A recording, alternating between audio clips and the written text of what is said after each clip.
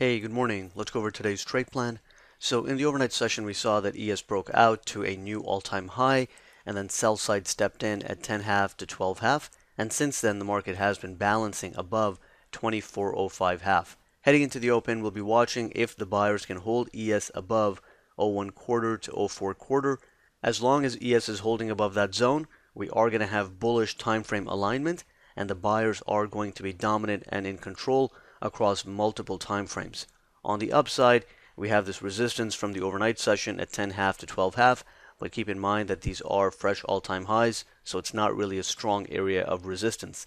Beyond 10.5 to 12.5, we don't really have any reference point, but based on the recent ranges, the range could be exhausted if the market heads into 19.5 to 21.5. So after the open, if we are not seeing that persistent upside momentum, then we could actually pull back to pre-market support, then perhaps buyers step in over there again, or if we're seeing downward momentum, we could even go back down into the 94 quarter to 96 quarter initial support zone, and then responsive buyers can be active there.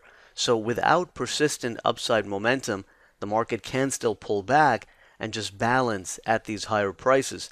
But in order to break out and continue the overnight trend, we are going to have to see that upward momentum. Now keep in mind that we don't have to see extremely high values on the NYSE tick. As long as we're seeing plus 600 to plus 800, that's going to be enough to hold this market up and then push it to even further new all-time highs. Looking at the other markets, Nasdaq is also printing fresh all-time highs, and in the Russell, ideally we want to see it break out beyond the 89 to 91 area. That would serve as a bullish confirmation, and then beyond that, Russell has some resistance around 1398 to 1401, 1403, and as Russell hits around 1400, we could see the S&P stall a bit as well. So the bias today clearly favors the long side, but at the same time, we have to keep in mind that the ES is quite stretched over here, and we have to see continued broad market strength and sustained upside momentum in order for the market to continue going higher.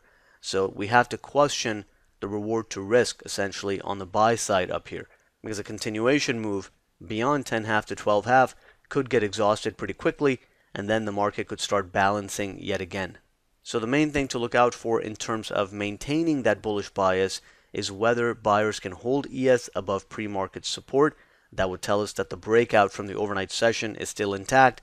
If that fails, then the overnight breakout is in jeopardy, but we can still get buyers active at 94 quarter to 96 quarter and the 92 swing low.